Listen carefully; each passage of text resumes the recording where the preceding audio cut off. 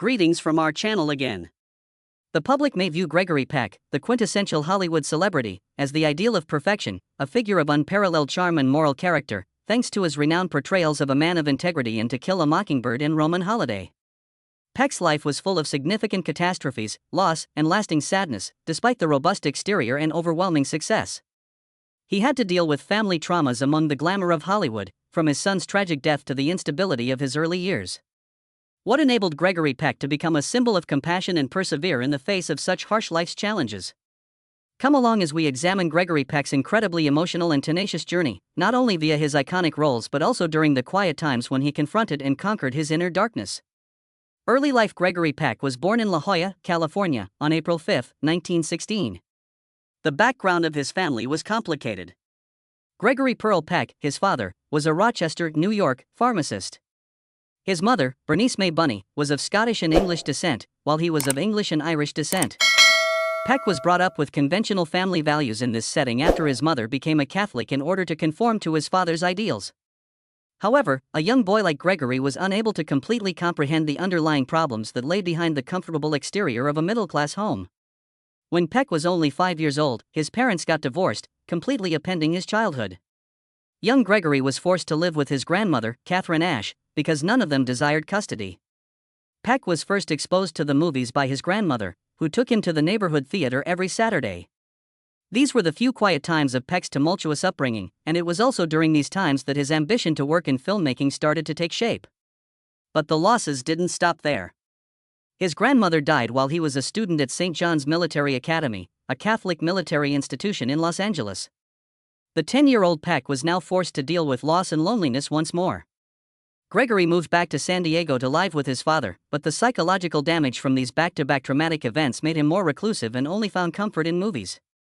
After graduating from San Diego High School in 1934, Peck chose to enroll at San Diego State Teachers College, where he joined the track team and developed an interest in theater and public speaking. Gregory initially became aware of the impact his voice had and his capacity to engage an audience, qualities that would later make him one of the most adored performers. He originally intended to pursue medicine when he transferred to the University of California, Berkeley in 1936. But Gregory's life at Berkeley altered his course. After enrolling in a public speaking course and receiving encouragement from Edwin Duer, the director of the school's Little Theater, he eventually realized that acting was his passion. Despite friends' and family's worries about his uncertain future, Gregory Peck dropped out of medical school and started his career in theater. Gregory Peck came to New York to follow his acting career after leaving Berkeley. He had to sleep in Central Park and work odd jobs to make ends meet because he didn't have much money. These trying months helped Peck develop his tenacity, which he later used to overcome obstacles in his life and profession and become the tough legend that Hollywood would never forget. Early career. Gregory Peck started his difficult quest to make his position in the theater industry after moving to New York with the goal of becoming an actor. He joined the neighborhood playhouse, where he received acting instruction from one of the industry's greats, Sanford Meisner. Peck learned from Meisner that acting was about truly connecting with the audience and one's own emotions, not just about playing a role. In order to earn a living during these early days, Peck had to work at a variety of odd jobs, including handing out flyers, giving tours at the Rockefeller Center, and even modeling. He then used his free time to study and perform. Gregory Peck made his stage debut in The Doctor's Dilemma, a play by George Bernard Shaw, in 1941. Even though he did not receive much praise for this role, it was a crucial beginning that gave Peck a clearer understanding of the direction he was taking. He persisted in looking for work, appearing in Broadway productions such as The Willow and I Am the Morning Star. Peck developed his acting abilities and made a name for himself in the New York art scene thanks to all of these roles. Many performers in Peck's generation were drafted when World War II started, but he was unable to serve because of a back injury sustained in an accident while taking a dancing class with Martha Graham. Peck viewed this as a chance to devote himself entirely to his acting career, even if others might have viewed it as a setback. Peck's attractive appearance and genuine acting technique caught the eye of executives at a time when Hollywood was in search of new talent. Gregory Peck's reputation was further cemented in 1947 when he starred in Gentleman's Agreement, one of the first Hollywood productions to tackle the delicate subject of racial prejudice. Peck portrayed a journalist who pretended to be Jewish in order to gain personal knowledge of the discrimination in his own culture. In addition to acting ability, this character required the bravery to confront the social issues of the day. Peck considered the movie to be one of his most fulfilling endeavors, and it garnered 8 Oscar nominations and 1 Best Picture award. Peck also experimented with a range of parts to show off his acting flexibility at the same time. His portrayal of a disobedient cowboy who defied accepted morality in Duel in the Sun, 1946, stood in sharp contrast to the morally upright roles he frequently played. Despite the film's mixed reviews, critics and viewers were drawn to Peck's audacity in playing with nuanced characters. In addition to concentrating on his acting career in the late 1940s, Peck made a contribution to the theater by helping to establish the La Jolla Playhouse in his hometown. Peck established a place for Hollywood performers to relax, get ideas, and support the theater alongside actresses Mel Ferrer and Dorothy McGuire. The La Jolla Playhouse played a significant role in Peck's career, from his appearances at the La Jolla High School Auditorium to his move to the University of California, San Diego in 1983. It demonstrated his love of theater and strong ties to his heritage. Peck's success continued in 1949 when he portrayed an Air Force commander in the war movie 12 O'Clock High, which explored leadership and the stresses that soldiers faced during World War II. In this role, Peck demonstrated his versatility by balancing strictness and compassion. He was nominated for his fourth Oscar for this role. And the movie received great praise for both its artistic and financial merits. Gregory Peck continued to succeed as he entered the 1950s and 1960s, maintaining his reputation. He combined skill with an enticing personality to become a movie icon. Peck really reached the height of his career during this time, making a significant impact on both reviewers and viewers. Peck made a lasting impression in 1951 as Captain Horatio Hornblower, portraying a courageous, unwavering, and accountable captain. His reputation as an actor who regularly portrayed powerful, moral characters was strengthened by this performance. One of the most famous roles associated with Gregory Peck's name was Joe Bradley in Roman Holiday, 1953. He further impressed audiences that year in the biblical drama David and Bathsheba, where he played King David. The movie, in which Audrey Hepburn co-starred, followed a reporter and a young princess on a brief but loved journey around Rome. In addition to its enormous commercial success, Roman Holiday won Peck a Golden Globe. His performance of Joe Bradley made the movie one of the greatest in history by showcasing Peck's humor and charm as well as his incredible connection with Audrey Hepburn. Peck kept showcasing his versatility throughout the 1960s with movies like The Omen, 1976, Cape Fear, 1962, and The Guns of Navarone, 1961. In the pivotal military movie The Guns of Navarone, which included intense action sequences, Peck portrayed the brave and intelligent leader Keith Mallory. Peck's status as a top performer in action and war movies was further cemented by the film's enormous commercial and creative success. Gregory Peck's portrayal of Atticus Finch in To Kill a Mockingbird, 1962, is, nevertheless, his most recognizable and enduring role. This part is regarded as the pinnacle of Peck's career and earned him the Oscar for Best Actor. An upright attorney who stood up for justice in the face of racial discrimination in the American South came to represent bravery and honesty.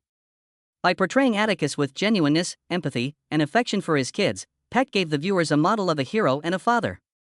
He was recognized as one of the finest characters in film history by the American Film Institute, won a BAFTA award, and won an Oscar for this portrayal. Gregory Peck won various honors and recognitions over his career. Along with the Oscar and Golden Globe, he received the National Medal of Arts in 1998, the American Film Institute's AFI Lifetime Achievement Award, and the Screen Actors Guild Lifetime Achievement Award. These honors recognized his services to society and film in addition to his talent. In addition to being a well-known actor, Gregory Peck was a representation of bravery and honesty. His success was a result of both his acting prowess and his capacity to evoke strong emotions and empathy in the people he played. As one of Hollywood's greatest icons, Gregory Peck made a lasting impression with his alluring looks, skill, and humility. Personal life amidst the glamour of a Hollywood celebrity, Gregory Peck had a turbulent personal life that was just as dramatic as the parts he played on television. In 1942, Peck wed his first wife, Greta Kokkonen, a businesswoman of Finnish descent who was 5 years his senior. They had 3 boys from this marriage: Carrie, Paul, Stephen, and Jonathan. Their relationship could not, however, avoid adversity, and over time, their differences grew too vast to be resolved. In 1955, Peck and Greta formally separated after 13 years of dating. For the benefit of their kids, they continued to be friends and have a positive relationship in spite of everything. When French journalist Véronique Passani interviewed Gregory Peck for François in 1952, he met his second wife. They fell in love following this encounter, and on New Year's Eve of 1955, 2 years after his divorce from Greta, Peck and Véronique were formally wed. Prior to Peck's passing in 2003, they were in love for 48 years. Anthony and Cecilia Peck were the couple's 2 children from this marriage. In addition to being a loving wife, Veronique had a strong interest in philanthropy and the arts. She was a longtime fundraiser for the Los Angeles Public Library, founded the Los Angeles Music Center, and co-founded the Inner City Cultural Center in Los Angeles. In the 1960s, she and Gregory confirmed their significant position in social and charity endeavors by helping to earn about $50 million for the American Cancer Society. But Peck's private life was more than simply romantic tales and achievements. Throughout his life, he also experienced major catastrophes. Gregory and his family were left with an indelible scar when his oldest son, Jonathan Peck, killed himself in 1975 at the age of 31. Born in 1944, Jonathan was an ambitious and enthusiastic young guy. Jonathan decided to take a different route after graduating from college, serving for years in Tanzania as a member of the Peace Corps, creating a Swahili language agricultural education program.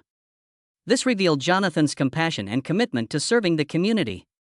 Jonathan worked at radio and television stations after returning to California in order to pursue a career in the media. Jonathan, however, battled inner issues that few were aware of underneath his successful and responsible exterior.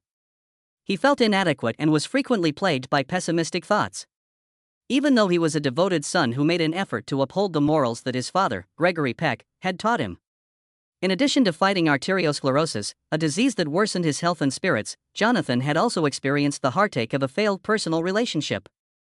At the age of 31, Jonathan decided to take his own life by shooting on a night in the summer of 1975 that was full of hopelessness and sorrow. Gregory Peck and his family were shocked by this incident. In an interview, Gregory Peck revealed how devastated he was by Jonathan's passing and how he took a 2-year hiatus from his work to spend more time with his family and recover from the agony. During those months, Peck had to face an insatiable emptiness and a sense of powerlessness.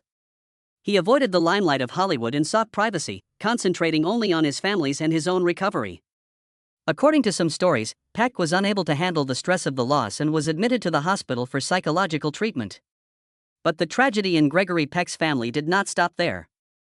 Anthony Peck, his youngest child, too struggled with alcoholism for years. Peck saw Anthony revert to self-destructive conduct in the 1990s, when his career had stabilized. Tony, as his family knew him, was a bright young man who lived in the luxury of Hollywood and was married to supermodel Cheryl Tiegs.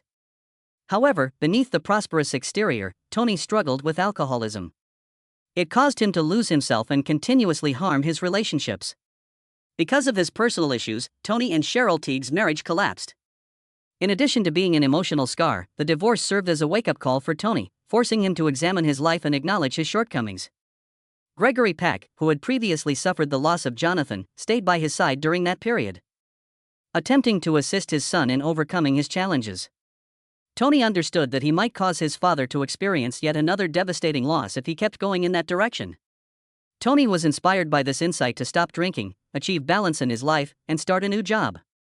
Gregory Peck was committed to his surviving children and always aimed to be a model father.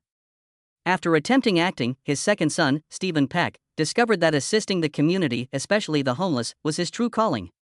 Stephen rose to prominence as a social crusader and dedicated much of his time to bettering the lot of the underprivileged in society. The youngest of Peck and Veronique's children, Cecilia Peck, continued the family's artistic tradition by becoming an actress and director and following in her father's footsteps. He was never defeated by these sorrows. Rather, he approached everything with compassion, love, and patience. Gregory Peck gained a deeper awareness of life, human values, and unconditional love as a result of these losses, which also strengthened him. These characteristics made Gregory Peck a legend in real life as well as on screen. Influence and social contributions. In addition to being a movie hero, Gregory Peck had a big impact on society and made important contributions to social, political, and humanitarian causes. Notwithstanding his artistic renown, Peck was always particularly conscious of the pressing concerns of his era and was not hesitant to use his voice to alter attitudes and increase public awareness. Peck was among Hollywood's first to battle against oppression and injustice as early as the 1940s. During the stressful Red Scare period in 1947, he bravely faced the House Un-American Activities Committee head-on. Peck was always willing to advocate for justice, even if it meant jeopardizing his career, since he felt that artists had an obligation to defend the right to free thought. As the civil rights movement swept the United States in the 1960s, Peck kept establishing himself as a trailblazer in both society and the film industry. In addition to being a work of art, his performance in To Kill a Mockingbird made a statement about equality and justice. Generations of viewers were inspired to speak out against prejudice and injustice by Peck's portrayal of Atticus Finch, who became a symbol of moral rectitude and the will to fight for what is right. In 1969, President Lyndon B. Johnson recognized Gregory Peck's efforts to social justice and advancement by bestowing upon him the Presidential Medal of Freedom, the nation's highest civilian honor. He dedicated his life to humanitarian endeavors and philanthropic organizations. Peck was head of the American Film Institute's Board of Trustees and president of the Academy of Motion Picture Arts and Sciences. In these roles, he contributed to the preservation and upholding of human values while using his influence to defend, encourage, and support the advancement of cinematic art. Peck also vigorously backed the anti-Vietnam War movement. Peck stuck to his position despite knowing that doing so would spark debate and possibly animosity from others who had different opinions. He expressed sympathy and support for the serving soldiers, but he openly opposed the war. Gregory Peck always tried to strike a compromise between his patriotism and his anti-war views by supporting veterans and associated nonprofits. His son, Stephen Peck, also served in the Vietnam War. In addition, Peck and his spouse, Veronique Passani, contributed to the American Cancer Society's fundraising efforts in the 1960s, helping to earn about $50 million. Peck's charity endeavors were also greatly aided by Veronique, with whom he co-founded the Inner City Cultural Center in Los Angeles with the goal of giving impoverished communities, especially those of color and immigrants, access to the arts. Using his own voice to advocate for independent filmmakers and young artists was one of Peck's most significant accomplishments. Peck gave young artists a lot of chances to express themselves and let their imagination run wild while serving as head of the American Film Institute's Board of Trustees. He always felt that cinematic art needed to keep developing and innovating, and he was instrumental in setting up training programs and helping up-and-coming artists in the field. Later life and legacy. Following his retirement from acting in the late 1990s, Peck turned his attention to his family and humanitarian endeavors. Despite his retirement from the movie business, Peck continued to be involved in the entertainment world through events, award shows, and his favorite social pursuits.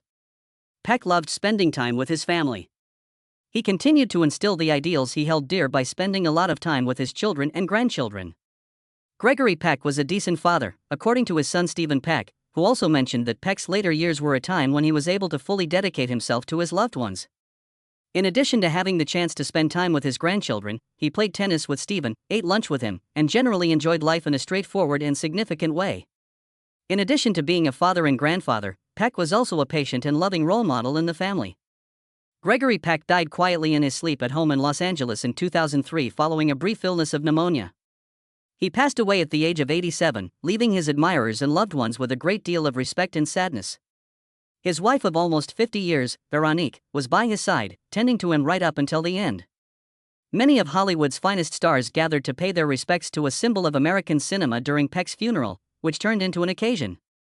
Famous people like Michael York, Harry Belafonte, Harrison Ford, and Tony Danza were there to say goodbye for the last time to their beloved friend and co-worker. Gregory Peck's family honored his legacy by creating the Gregory Peck Award for Cinematic Excellence after his passing. Peck's ancestral village of Dingle, Ireland, hosted the first presentation of this prize at the Dingle International Film Festival. Prior to relocating to the city of his birth and upbringing, San Diego, for the 2014 San Diego International Film Festival. Numerous notable figures in the film industry, such as Gabriel Byrne, Laura Dern, Alan Arkin, Annette Bening, and Patrick Stewart, have received the prize. These honorees provide as evidence that Gregory Peck's legacy of genuine love and unwavering devotion to the craft is being carried on. Gregory Peck left behind a legacy that extends beyond his accolades and accomplishments, as he had a significant impact on countless actors and viewers. He gave his everything to his portrayal of Atticus Finch in To Kill a Mockingbird, establishing himself as a role model for those pursuing justice. The American Film Institute named this character one of the finest movie characters ever, and firmly established in the public consciousness as a representation of a brave attorney who isn't scared to take on injustice. In addition to his exceptional performances, Gregory Peck is known for his empathy and enthusiasm for tackling the most pressing global issues. He demonstrated that a Hollywood celebrity might be a humanitarian role model for the poor in addition to shining brightly on screen, and for people who are looking for compassion and justice in life.